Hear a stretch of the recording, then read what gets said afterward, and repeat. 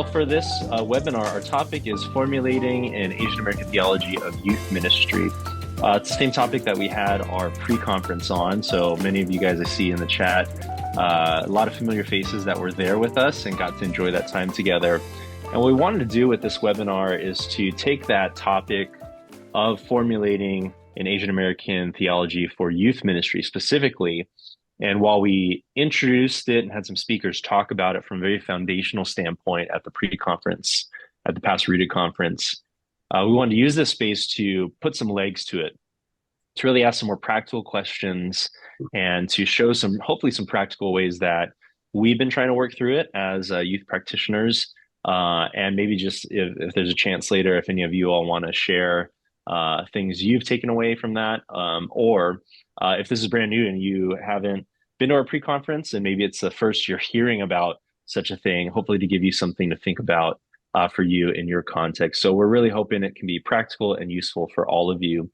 For this webinar, we have our four panelists, starting off with Huey Lee. Huey is the pastor of youth and youth ministry and families as well, I think, at Christ Central Presbyterian in Centerville, Virginia. Dorothy is the youth director at Chinese Bible Church in Maryland, overseeing middle and high school teens.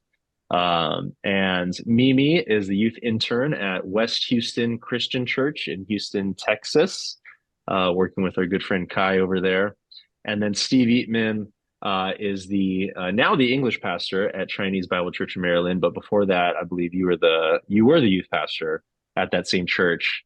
And so all of our panelists have been in youth ministry predominantly for a good bulk of our time, but also in various areas. Why don't you guys just share a little bit about your own context, your heritage, and what led you to the Asian church? As Danny mentioned, I am half Korean, even though I don't look it, but I've just been incredibly interested in this topic because I was saved into the faith when I was in junior high through a youth ministry, part of a Chinese immigrant church. I grew up through that church's youth ministry. And when I went to college, I started attending a Korean campus ministry and got back to my own roots, half of my roots, and went on to attend a Korean American church and then serve at a Korean immigrant church in youth ministry. And then I went back to the Chinese American church. Now I'm in a multi-ethnic setting, but we have a predominantly Asian youth ministry in my church. So I'm still very invested in Asian American youth ministry. So can you all just share just briefly for everyone to know where you're at, what your heritage is, and what led you to your where you are in your positions or your churches? Well, I can go first, Clark, and I do think you do look Asian. So thank you.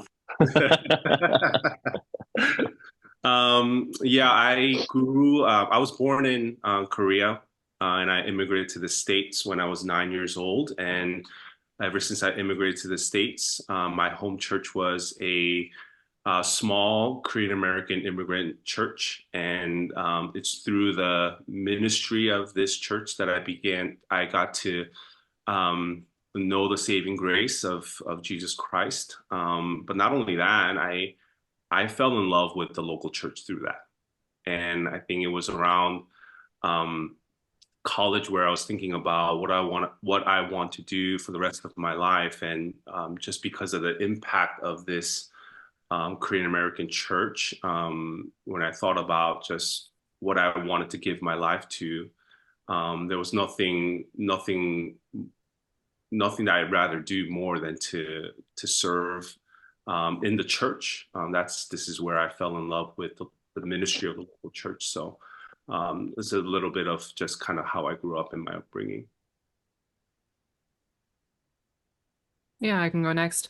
Hi everyone, I'm Dorothy, and I am originally from the Chicagoland area, but I was born and raised in the Chicago suburbs. So I've only been in Maryland for about the last just over 5 years now. But having grown up around the Chicagoland, even though I was in the suburbs, I went to one of the largest and oldest Chinese churches in Chinatown, Chicago. So I think just the rich and unique experience of growing up suburban, but then worshiping in an urban environment, there was always the sense of duality between who I am with my school friends, who I am with my church peers, and trying to understand why do we even have ethnic churches in the first place? Mm, But appreciating that more than just questioning it with bitterness. So in my own adolescent into formative journey through college, um, being able to figure that out for myself as well as in good community and company that led me to appreciate again more of the mm, Chinese Heritage Church and eventually wanting to serve in this context because I think it's so mm. crucial for other young people to come to that journey and wrestling with their identity and purpose and understanding their ethnicity and heritage as well. I'm Steve, so I'm less Asian than Clark. I, I I don't have, as far as I know, any DNA that's can be traced to Asian ancestry. My mom is mostly Black, some Native American. My dad's Caucasian. I grew up in the DC area, so it's where I'm ministering now. I spent most of my time working. I mean, I got saved when I was in high school, went to seminary after college, and went to the work world a little bit, and then came back. I was working, mainly predominantly white, standardized, stereotypical American churches. Was where I did most of my ministry. And then when I was at the previous one, it was a rather large church in the DC area. A number at the campus I was working at, a number of people came from the church I'm at now and Mm, started attending it. And they told me, because they still keep contact because a lot of them have family members, friends, yeah. things like that. And they're like, hey, we need a youth pastor, would you consider that? And I was like, okay, and then I prayed about it, and yeah, that was 2015. And then I talked to my wife about it, and feel like the Lord's calling us in this direction. And that was 2015. I'm still here, so Oh, it's been quite a journey. Definitely learning a lot along the way. I think it's also an advantage because I have the ability and the privilege from the Lord to serve in both types of contexts, the Asian context and then the more standardized quote unquote American context. So it's helped my perspective in a lot of ways. Helped me really kind of understand, the mm, nuances of both groups. yeah. Hi, I'm Mimi, and I grew up in Houston. And my parents were born in Vietnam, and so they're both refugees. And I grew up, um, yeah, one hating being Vietnamese, and also Mhm. I am and still the only believer in my family. So I was saved in college, and I think God really redeemed my identity as a Vietnamese person, and understand the gospel in a very like unique way. And I even got the chance through my ministry to go on missions to Vietnam for 2 years. So that brought a lot of healing and really healing that part that I hated my whole life, and really seeing God use it for good. When I came back, I was like really excited because to do missions full time. But then COVID brought me back and I became a high school biology teacher. So I really always loved working with students. But then, yeah, then my church basically asked me to quit my job to work with the youth at our church now. And that really has been a great experience too. I work at a Chinese heritage church, and it's very Mhm. different from Vietnamese culture. And I'm really learning a lot of what does it mean to my identity and really empower students in exploring their cultural identity and the pains that's in there too. Awesome. Thank you all for sharing that. It's just helpful to know where we're coming from. I know we've all said this and heard this. Asians are not a monolith. We're not a singular ethnic identity. And so with our diversity, that brings a lot of different perspectives, arguably more diverse than any other continental race or ethnic collective. Arguably so. I think there could be some conversations there. But that being said, um, as we started talking about this at our pre-conference, when we talk about Asian American specific theology or African theology or whatnot, this whole idea of contextual theology, I think there can often be some questions of why do we need that? We have theology proper, we have systematic theologies. Why can't we use our existing theological studies and systematic theologies to answer the practical and pastoral questions that we specifically have in Asian and Asian American youth ministries. Why are we even having this conversation, you guys? Yeah, I mean, I can maybe start us off. When I think about the idea of God being sovereign, or when I read something, like from Ephesians 1, that God chose me before the foundation of the world. I embrace and I understand that to mean that God chose a Korean American born, Mm. right? When I think about God's sovereignty and providence and how He orders all things for His glory, and I part of that to me means that He ordered when I was 9, I immigrated to the United States with my Korean American family, right? So my identity and the stories that I have that I've been given as an Asian American, especially as a Korean American, that's been shaped and written by my Father in heaven. And I do think that my experience as an immigrant, my experience as an Asian American, and my experience as a Korean American, I do think that it gives color and depth to the gospel that permeates, and that is big enough for every culture and every story, right? So for example, when I think about, like, when Jesus says, "I'm not welcomed in my hometown," um, I understand that in maybe a little bit more unique way than maybe my white brothers and sisters, right? Like, um, as a second gen Korean American, I feel like um, I don't quite fully belong with my first gen immigrant, parents, or that church, that ministry context. Yet at the same time, I don't quite feel belong with majority white culture, or majority Black culture, right? Um, when Jesus says I don't belong in my hometown, I have memories of that. I have smells that go with that. I think I understand in a unique way what that means, right? So following Jesus for me means that my entirety is the entirety of who I am is following Jesus, especially my Korean Americanness, right? So I think that, to me, that's why this conversation is so important.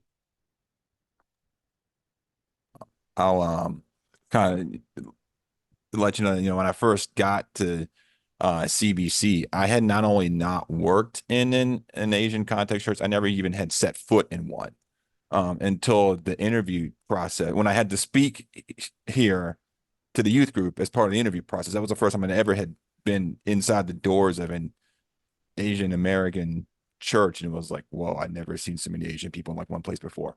So it was like whoa, and I remember, like, during the process, and even when I started, so many people would talk to me about the culture clash between the parents and the children, because the parents are immigrants and they have their ways of viewing the world and their ways of viewing people, and then the children have their ways of viewing the world and their ways of viewing people. And a lot of the parents and older people would say the kids are so American, they don't understand them because their way of seeing the world and the Western way is so foreign to them. And then I'm thinking, like, well, these kids are American. Okay. And it's just, I know American. We'll do this group as like American group. And I think that was a mistake. Mm. Because I, I just kind of basically just did youth group the way I had known it done in previous churches, which were more like Americanized, like the churches that are more mainstream, for lack of a better term. So I thought, they're American kids. This is what American kids want. I mean, I'll give you one example. It's like before the youth group started, I started ordering pizza you know, and like they didn't really eat the pizza. They didn't like the, they were full. They didn't want to eat it. They didn't like it, you know. I remember I caught on to the fact that like during some of the retreats and other group outings that we had, that these little, you know, little cup noodles that you get from the grocery store, you know, that they loved those. So I started ordering those, and we ran through them like every like 3 weeks. You know, like the same kids that were full and had no appetite now all of a sudden like want to eat the noodles, you know. So that's one little thing. There's lots of other things, you know, that kind of go into play, but it speaks to that foundational theology. It's like there's no everyone has their own way of carrying out the gospel in their context. And, you know, this is just one way. But the kids are not, you can't just assume that they're mainstream American because they're born in this country. They have vital documents that prove that they're part of this country.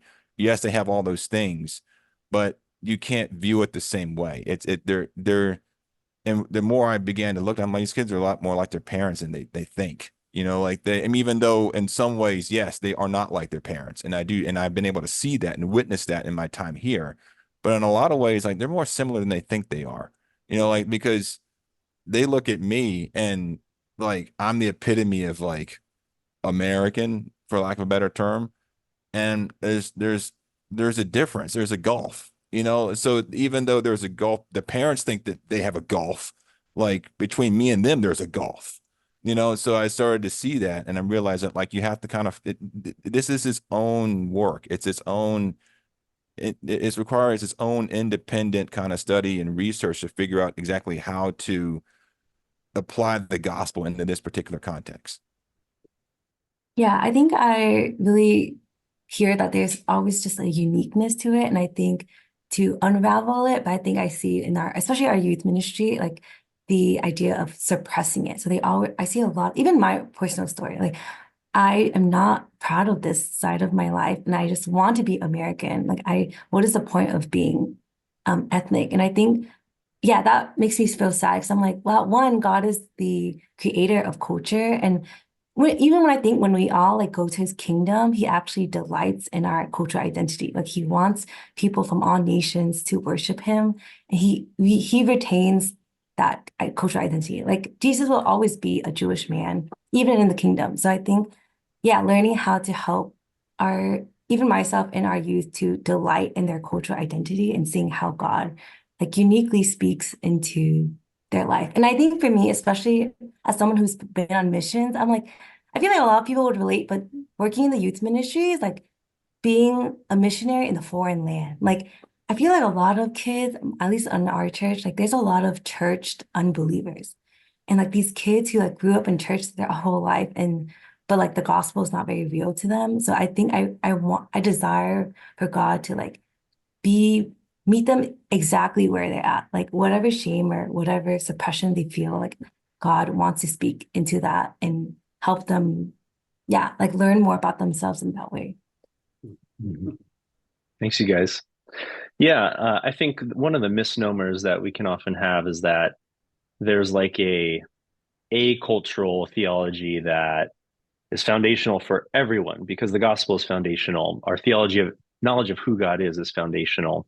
But even the question itself assumes that there is a theology that's not contextual. One of the things that D.A. Carson and Tim Keller have been so influential to me on is helping me realize that all theology is contextual, because theology is the work of asking questions about who God is and what He means in our world and our lives. Well, right away, those questions are steeped in cultural and historical assumptions, and so really there is no like Western theology is not the theological standard for the entirety of the global church. Church history gives us that foundation we stand upon, and what is orthodox and not. But as we move into our spaces of ministry and practice and cultural context, we need to be doing this work of asking the right questions about our culture and our context, but asking them in light of who God is and what He says and how He speaks into that. So, given that foundation, what are some of and we talked about this a little bit at the pre-conference, what are some of these areas of either our own culture or ministry that you maybe feel like we are lacking, or maybe theologies we need that we haven't really wrestled through, both for ourselves as Asians, but specifically too for youth and families in our churches. Yeah, I mean, I think that one of the biggest things we talk about, or two of the biggest things we talk about, are that of identity and purpose, right? But then, especially in an Asian setting, in an immigrant church, what does that mean? Because identity could be viewed simply as I am the child of my parents, I am this ethnicity, I am a Christian, or I am a seeker. And I think that there are often more so anchorings to external factors or very physical factors, such as, being a child, being a student, what you do, what you perform.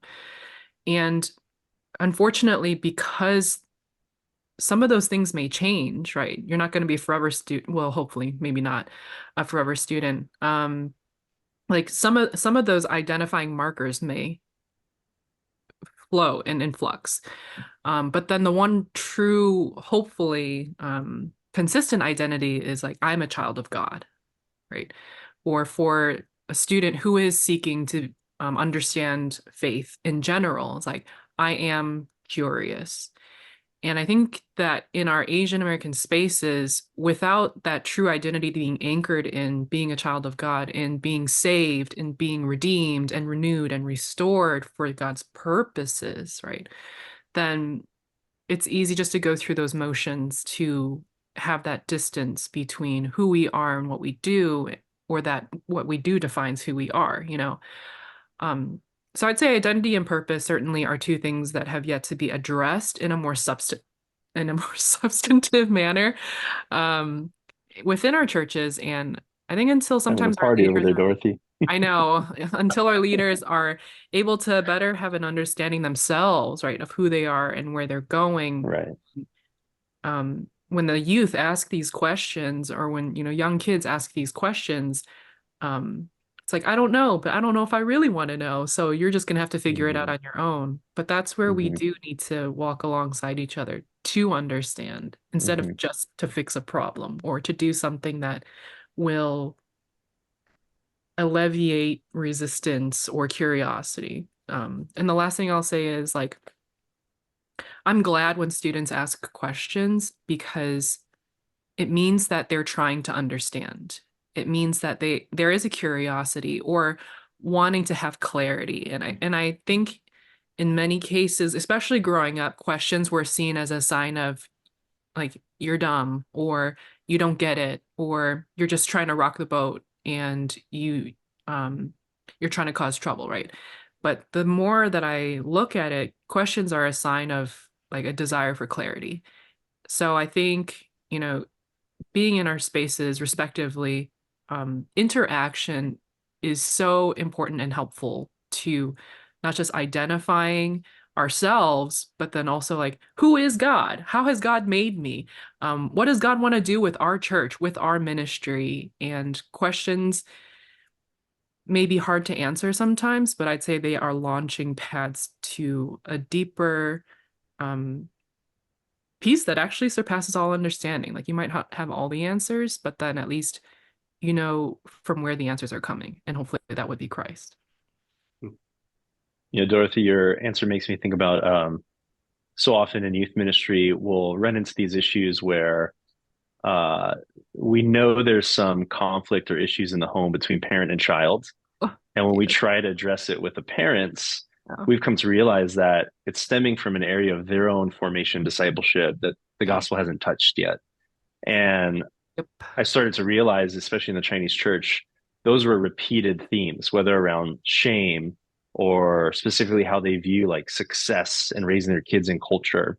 I think those are some examples of what you're saying, where we've seen a disconnect from how the gospel addresses these Hmm. core issues that are related to our ethnic identity that have prevented us from giving all of ourselves to Christ as Lord.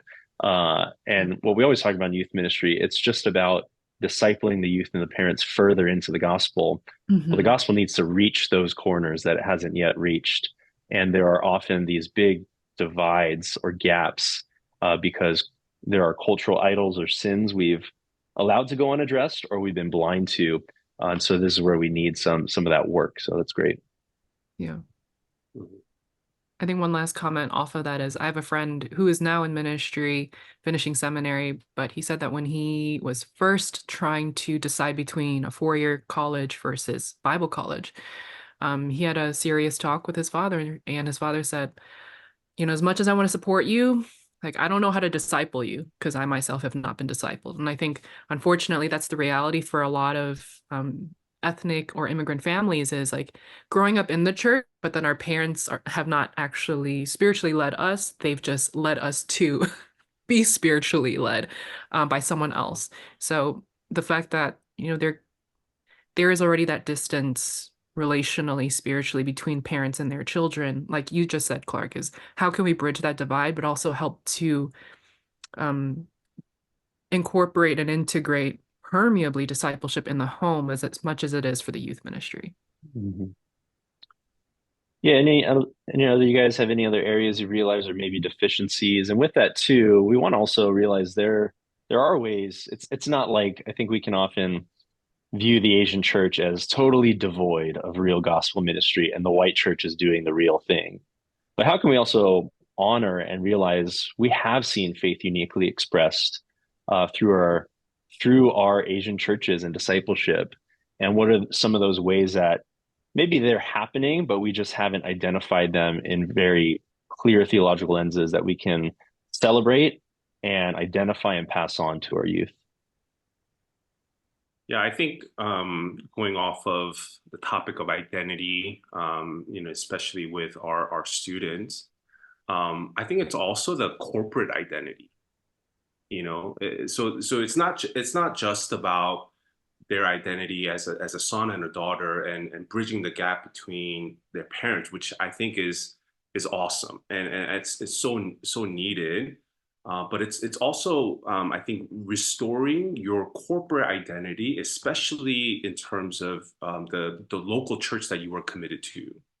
So for example, like for me, one of the reasons why I love the ministry of the local church, especially in my Asian American, Korean American context, was it wasn't it was the love of Christ was made visible through the hands and feet of older brothers and sisters, my hyungs and my nunas, that demonstrated what the love of Jesus looked like, right?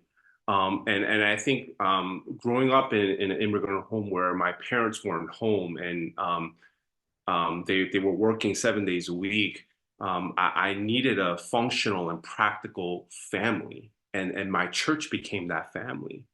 But now I feel like with our youth ministry students, there's so many options on a Sunday morning. There's so many options from Monday through Saturday, where I think if we're not thoughtful and careful, I think church just becomes an option. So what does it mean and what does it look like to help our students to do life together in the context of the local church where I mean I can't help but think about Ephesians 3, for example, when Paul talks about God's plan A of bringing the gospel to the world is going to be through the local church, right? You can't escape that. The church ought not to be an option, but yet I feel like it's increasingly becoming an option, and that's something that I miss about and I value and I admire about the immigrant church or my parents' church is that they were deeply committed to the life and ministry of the local church, right? And this is where the gospel became beautiful and wise and amazing and even believable to a high schooler like me. So, what does it look like to pass that on? The idea of doing life together, the idea of that you're not just a family on a Sunday morning, but you're a family Monday through Saturday too. You guys are brothers. We are brothers and sisters. And how do we live that out practically? So I think that's something that I feel like there's been a shift. I think Mimi was trying to say something from before. Oh, thank you, Steve. No Oh, problem. sorry. Yeah, I think I agree with you. Like, there's a lot. It's beautiful to see the commitment within these Asian American families. And I specifically like the ways that they love and the ways that they serve. And I feel like there's so much like parents in the ways they do acts of service, like ways they like cut fruit or like cook, and even the immigration story in my parents as refugees. And I think it also reflects Jesus' ministry. Like he did a lot of acts of service, like healing and washing his disciples' feet, and just even his like death and sacrifice on the cross. But I think I realized a lot of families also, there's emotional gaps that I see within our families, and like a lot of a lack of intimacy. Like, for example, there's this book, a Vietnamese memoir, and the title is I Love Yous Are for White People. So it's like this Vietnamese guy, and he's an immigrant, and his really his struggle with his like emotionally distant father. And then the title from the book is when the guy he went to like a Christmas Eve party for his white friend, and then all his the family members are saying very sentimental and fuzzy, warm things to each other, like "I love you, you're great, you're doing a great job." And he was like super inspired. So he like came home and told his Vietnamese dad, like, "Oh, I love you." And his dad answered, "I love yous are for white people." So I think it's like very similar that a lot of our youth probably rarely hear like "I love you" from their parents. But I think yeah, so there is like valid in doing acts of service, but I think if our youth are never hearing verbally or even receiving physical forms of love, I think they are and will be unfulfilled and unmet needs, and they'll like unhealthily look at and cope in different ways. And I realize it's honestly human nature to like the way that we relate and connect to God is heavily influenced by the way we relate and connect to our parents. And so I see a lot of youth and Asian Americans in general, they're very awkward and very distant with their parents at home. And it kind of like projects on their relationship with God. So their relationship with God is very awkward and very distant, and they don't know how to emotionally connect with God. Like especially within Asian American like spaces, they're so smart. Like as someone who did not grow up in the church, I'm like, how do you guys know all that stuff? Like they can list out all the books of the Bible and they know all the stories, but when I ask them, like their intimacy with God is really severely lacking, and they know that God loves them, but they don't know if God like likes them. Same with their parents. Like they know that their parents love them, but they don't know if their parents like them. So yeah, I think there's a huge gap in that area. Yeah, and that also speaks to like just authority in general, and not just their parents. I mean, obviously that's one form of authority, but there's other authorities as well. I mean, I guess the redemptive things is like what I noticed about being here is that the children are so well behaved. You know, like I remember like in previous churches, it's like every 2 minutes, it's like telling someone to shush or pipe down or put the phone down or be quiet or let me finish. Like it was like you had to like almost build that into like a teaching time. Now it's like I don't have any of that. Like I have rarely have any problems with anything. Like everyone just pays attention. I mean, or at least they don't disrupt. I don't know if they're paying attention, but at least they don't outwardly disrupt anything. They're very well behaved. We don't have a lot of the behavior problems that I used to have. But also it's because of the view of authority. And it was frustrating because like previous churches, I could very easily or more easily build relationships with students. They would communicate with you more. They could talk about their day more. They could talk, you could more easily kind of chat with them. It was almost like a peer relationship. Here it's like it's hard. It's like CIA, man. I can't get anything out of them. Like I try to talk to them and then they just like don't say anything. Like I mean, some teens are known for like curt answers, but there was like no answers, like nothing, and there's this idea of like, you and I aren't supposed to have a relationship because you're in charge and I'm not. And that's the way it is, and it was hard to kind of understand that and kind of like learn how to accept that because I'm thinking like, why don't you like me? Like what do I do to you? And then just so you kind of get that feeling, but you begin to understand the way, age, status, authority are really big deals. Now it helps because of, they have more of an awe of God. They have more of an awe and a respect for authority, but it also makes building relationships much more challenging. And also something else is like if they don't like you, like in the church I used to serve at, if they don't like you, they'll tell you to your face. Like here they'll talk behind your back. So a lot of times I'll find out like people ask me, how did a meeting go? And I'm like, talk to me 6 months later because that will allow all the time for like all the complaints to like filter its way back to me somehow, like so it's just one of those things where you kind of have to understand like this is like the way people are, like this is the cultural, certain redemptive aspects of it, but they're also in the same lens when you flip it, that there are deficiencies, in that, and trying to understand like the indirect communication. And just because people say, I mean, they can say like, yeah, that's good, which means okay, they don't like it, they hate it. So it's like understanding that because I was so used to like direct communication. If someone didn't like something, they'd be like, hey, pastor, I don't like this, don't do it. People old now that I'm in adult ministry, there are a number of people in adult ministry that do that because they're 15, 20 years older than I am and they feel confident. But in youth ministry, when you're dealing with people who are 15, 20 years younger than you are, they don't do that. They go behind your back.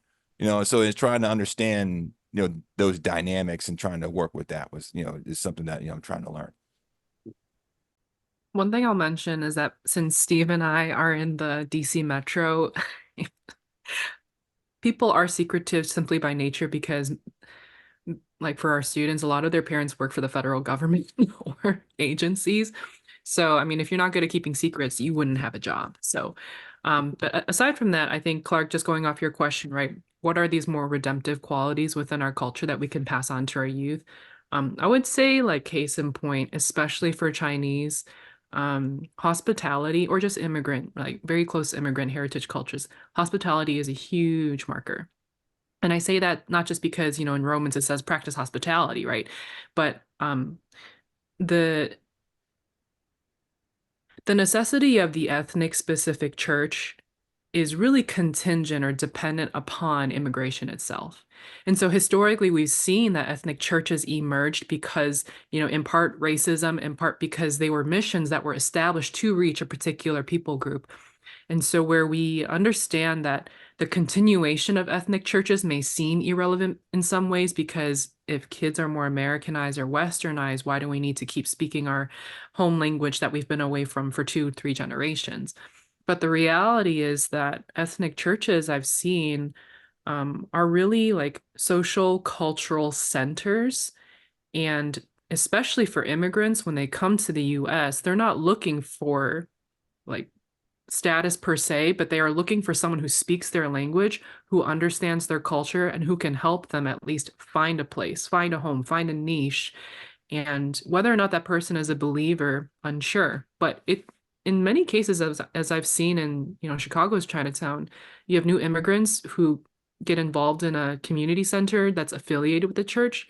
Then they start coming to the church, attend gospel classes or ESL classes, and those are means of getting saved. So that's one form of hospitality, I think, is, as Mimi was saying, is meeting the needs of those who come into our churches or into these community centers that we're hosting.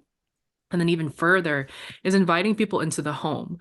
It is a safety issue at times, or it's that if you don't know a person, you're definitely not going to bring them into your house. But just recognizing how much hosting a person and having a meal with them is actually a very vulnerable thing. I jokingly say that having a meal with someone is truly vulnerable because you open your mouth and you're chewing in front of them, and unless you're covering your mouth the whole time as you chew, right, it's just a type of atmosphere where everyone needs to eat or drink, and what better way to do that than with other company? And it's just a sign of being vulnerable that like, hey, we both have these basic needs that we can meet. Hopefully, let's meet them at the same time.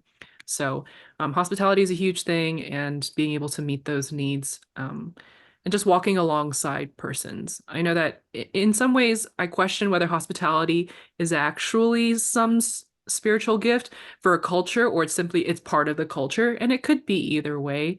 But it's just recognizing that there is a joy and a blessing of having been hosted so that you can be a host. So we can't give what we don't have, but I think when we do have that and recognize the power that it holds for someone who has yet to be blessed, then it can be that much more impactful.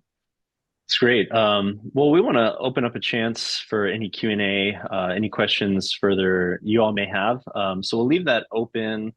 We don't have too many questions right now, but as we kind of wait for some questions, just in very brief, really practically for you guys, what are some really practical ways you've started to try to formulate or do your own Asian American theology in youth ministry?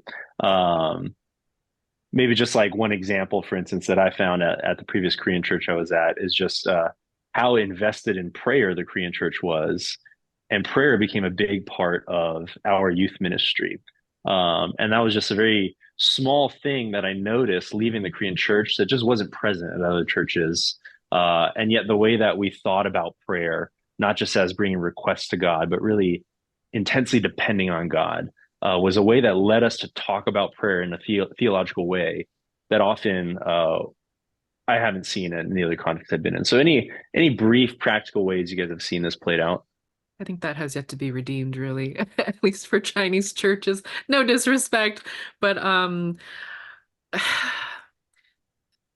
there is a very deep-seated and respectful outer working of sacrifice, because as most, second gen or third gens may have heard, like if immigrant parents came to this country and left things behind in their former country for a better life, then they know how hard it is to give up, to start over, to begin anew. And the level of sacrifice that I think my parents and their parents have achieved is something that I may never fully step into or understand. But I do appreciate it. Maybe not as much as they hope that I would appreciate it. But I do see that, and I am grateful for it when I think about being in an intergenerational Chinese church. It's commendable just to see that, like, those who are in leadership have continued in leadership. But on the flip side, right, the continuity or the stability that exists could unintentionally be enablement, meaning that leaders are in their positions for so long, there might not be as prevalent a culture of discipleship. And so when their children or when young persons come of age to potentially walk into leadership positions, they have not been nurtured, they have not been cultivated, they have not been invited to a seat at the table. It's simply that some leaders, based on my previous context, some leaders may say, I'm getting old, my time is up, someone just fill my seat, or it's a sense of we want to hand off the baton, but we never really formed a team in the first place. So I think it's still, one hand in the other of I appreciate the sacrifice, I appreciate the stability. I really I am grateful for the continuity and the steadiness of a church, but I think that it can in some ways be seen as a resistance to change, complacency, and lack of vision. It could also be that there is absent relationships between multiple generations in a church, and a church is dying because there is no leadership succession. So, in a practical sense, like this is not a success story per se, but I would say that I'm really excited just to see where Steve and our church is headed with our leadership, because there are now more concrete ways to inculcate discipleship and to promote and develop young persons to become leaders. But we do have to like kind of sift and shift through who is willing to step into those potential roles, right? Not just to be a leader, but like who's even willing to go through that sort of training and nurturing before they could even think about becoming a leader. So, where there is no struggle, there is no progress. And, you don't want to struggle all your life. But I do think that sometimes in the wrestling, the growth that happens, the pain that's in the process and in the progress, it is still fruitful. It's just, it takes time. And churches don't always move very quickly, but I think that there's a lot of discernment still in that. that we can glean from and still appreciate. You know, for me, when I was young Christian, and even when I started seminary, all my most of my heroes of faith were the likes of Tim Keller and John Piper and D.A. Carson. But within the last, I would say maybe 10 years or so, I've seen I've seen and I appreciate so much of more of my Asian American older brothers and sisters who are stepping into leadership roles, and that's actually and seeing them on these platforms and bringing their identity into their theology. It's been healing. It's been empowering. It's been encouraging. So I think when I think about my youth ministry, as often as I can, um, like the quote unquote experts that I want to bring in and I want to bring before our students are Asian Americans or Korean Americans in the field of government, in the field of medicine, in the field of finances. I feel like we have valuable contributions from Asian Americans that I want our students to be a part of, right? I want them to see. So even just beyond Asian American, just having women in leadership and different types of leadership, right? For the sake of our youth group students who are sisters, for them to see that leadership isn't just for men, right? So in the same way, I think just putting before our students um, more and more of really equipped and um, the people who've worked hard to be where they are and who are Asian Americans. I think it's there's a part of it that's very healing and empowering. So I think that's important for our students to see more visible Asian American leadership in all across different platforms, right? But especially in ministry. Yeah. It's a great segue into one of the questions that we got in. Someone, I love this question. Which Asian American theologians, and maybe pastors or practitioners too, because unfortunately, as you mentioned, Huey, there just aren't that many Asian Americans in public platforms of leadership. But which of those have most influenced your thinking or your practice? Maybe they're just people you know, but specifically, are there theologians that maybe we can point people towards who are talking about this?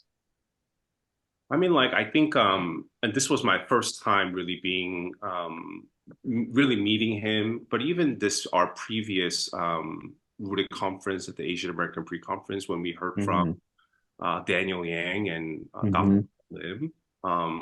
I've never really I don't know them. I've never really heard them or read their stuff. But for Daniel Yang especially to give one of the plenaries, right? Yeah. That meant so much to me, and I feel like um, he spoke to our current culture, right? So I would say I just started like reading his stuff, yeah. My recommendations may be slightly outdated, but definitely still have a lot of respect for these pastors or practitioners. Paul Tokunaga, who wrote Invitation to Lead, that was probably one of the books that published by InterVarsity Press, got me really thinking about what does it mean to be a leader. I never thought of myself as a leader, especially, again, just being a woman, like in spaces that are very complementarian. And I wouldn't say they put down women, but they certainly are not defaulting to raise them up to lead either. Another great book is also InterVarsity Press, Growing Healthy Asian American Churches. This is kind of a classic for a lot of churches, and I think just mentioning so many elements such as like multi-generational households and even hospitality, right? Like these are elements that are embedded within our culture that almost are just expected. And yet to put words into cultural practices that are assumed, I think it's just so refreshing and actually really comforting to have substantive language for something that you experienced but could never explain until someone else said it out loud. Yeah. So I say those are two books that I think are really geared towards helping, particularly more so like second and third gen, to understand the inner workings of churches, but also how to work together and to bring wholeness and unity for ministry instead of just spawning off into another ministry because there are irreconcilable leadership differences, right? So, yeah, those two, Dr. Cha, Peter Cha, and Helen Hmm. Lee and Steve Kang, as well Hmm. as Paul Tokunaga. Hmm. Yeah, I think another good one is Daniel Lee's book. He wrote a Hmm. book doing Asian American theology, and he has like this super helpful graphic. It's like a quadrilateral of Hmm. like, as Asian Americans, we have four aspects, which is like our Asian heritage, migration experience, American culture, racialization. And then depending on your experiences, like he shows like there's different, how big each section is. Yeah, so I really enjoyed Hmm. his contextualization of Asian American theology. And I just say my senior pastor. I don't know. He's he's no, he's good. He's like, It's good. yeah, I mean, he's really helped me, like, understand like a lot of the nuances. I mean, various people in the church have done that for me, throughout my time here. They pointed things out that, to understand. I think my senior pastor, there's this conflict in the family, and they have a young adult child that's like just graduated college, and there's some conflict in the family. The dad treats this particular young adult child like a child, and it's like, why is he like, bossing around like that? Kids like graduated college. It's like, it doesn't matter, like it doesn't matter. Like he's always gonna see him the same way, So like, pointing things out like that, because that was, it's like, why you can't boss a kid around like that that's that age, but then you learn like different things about the culture, So I think it just, so many people that aren't names, on books or in conferences that, that can really help, you be able to understand and theology a lot better. Mhm. I would throw Francis Chan out there if you want a name. Okay. Is Okay. that, yeah. Yeah. There is that guy.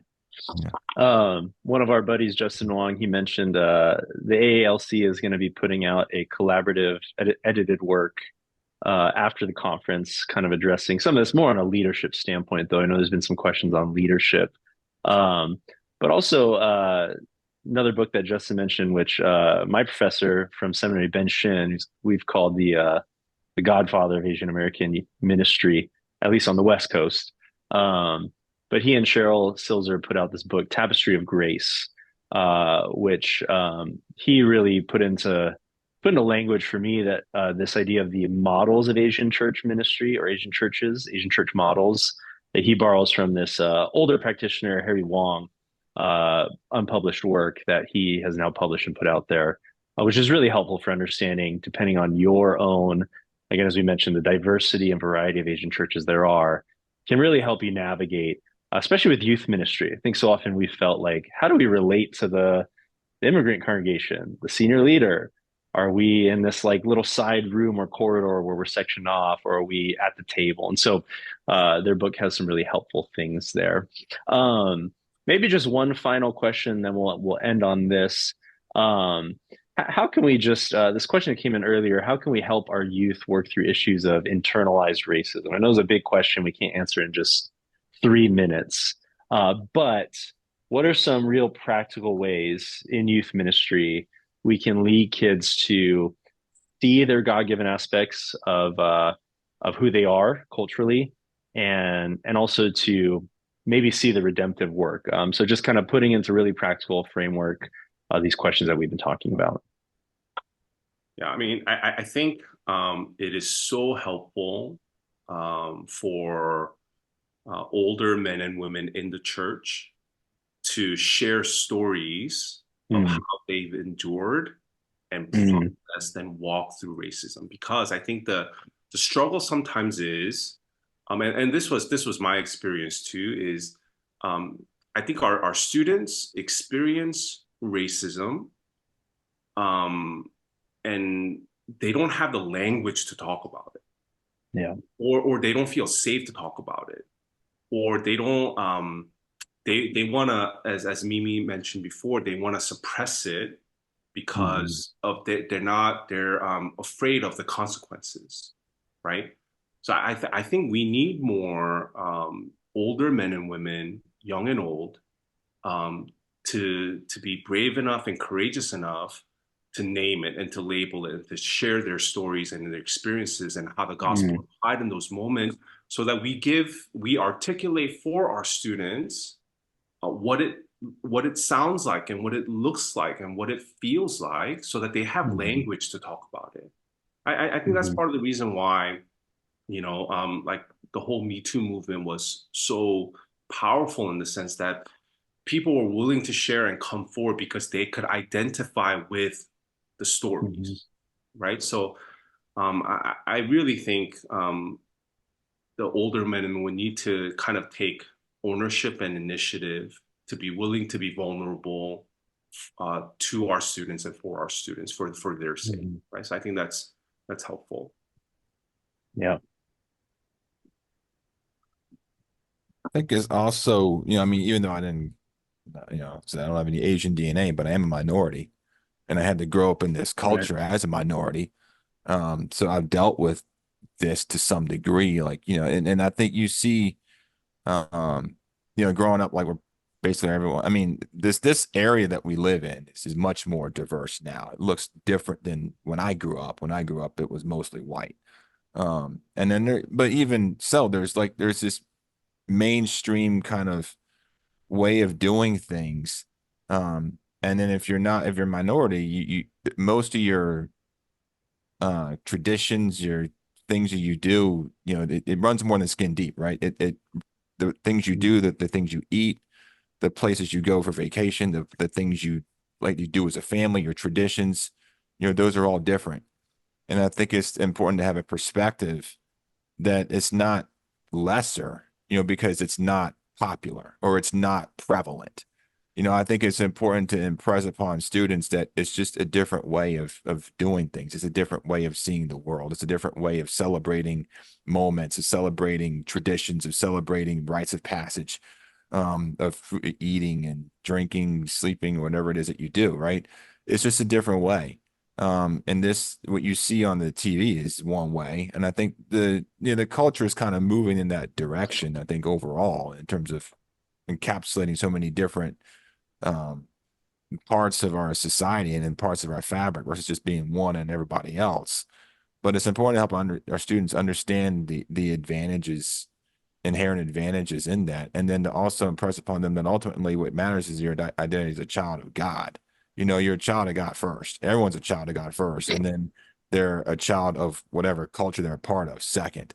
And when you see that, it relieves you from having to feel the pressure to adopt behaviors, patterns of speech, ways of thinking, ways of interacting that are foreign, and you're never going to get, but you don't have to get. There's no pressure to get that. And I think it's important to really understand that, as as students, and for people who are older in the church, like you always said, to help them understand that, there's nothing wrong with it, man. It's you are who you are, as long as you live in the way Christ wants you to live and you're a child of him, then that's what matters at the end of the day, right? It's nothing about what restaurants you eat at or the traditions your family celebrates. Like that's secondary. Like what matters is that you're a child of God and that you follow. Right. Well, I think we're kind of at time. So we will end it here. We're grateful for all you guys that joined on. There's so much more we wish we could talk about.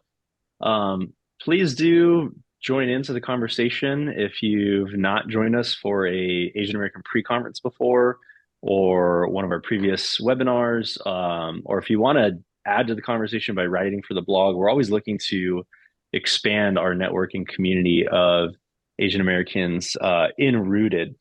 So Danny put that graphic up there again. Danny leads our youth content. He's director of youth content and Asian American ministry at Rooted. So he's highly involved and invested in that process. So reach out to Danny. talk to any one of us. But yeah, we just love to continue to hear from you all. Maybe just by one final word of encouragement I could give is that while there may not be many spaces where we get to flush this out together, specifically for youth ministry, Rooted's been just such an encouraging space to invite that. And hosting things like this webinar, Rooted gave this great welcome for Asian Americans on the blog not too long ago that our friend Connie wrote for us. But really also when you think about when I think about, and Dan Yang talked about this, we see the future of the church in America. It's really not going to look majority and white. It really is going to be led by minority churches as the white church is on decline and minority churches are at least staying level. And so the percentage will continue to increase largely to be, I think, minority and especially Asian churches. And so your voice and your ministry matters extremely, not just for your youth and families, but for the presence of the gospel on American soil. So we'd love to continue to encourage you and invite you into what we're doing here. I'm going to close this up in a word of prayer, and then we can go on to our respective days and ministries. Let's pray together. Father, we thank you for this time. Thank you for each of these panelists and insights they've shared from their life and ministries. I thank you for each participant and where they are ministering. I pray that in the midst of loneliness that may come, that you would encourage them, that you give them, help them to see the inherent honor and value of who they are and the ministry they're leading in. Lord, I pray that you would help us all to continue to work through our own specific areas we need the gospel to enter the nooks and crannies of our lives, including our culture. Father, how you want to bring redemption from where we are and from where we've come from, so that we can pass on a gospel that is not foreign to our students, but deeply meeting the heart needs of the culture and garb that our students are in, while also staying true to the orthodoxy and the historicity of the gospel that we proclaim. Lord, be with us now as we go on from these spaces to our different areas. Within your son's name, amen. Amen. Thanks everyone. Great to have you all.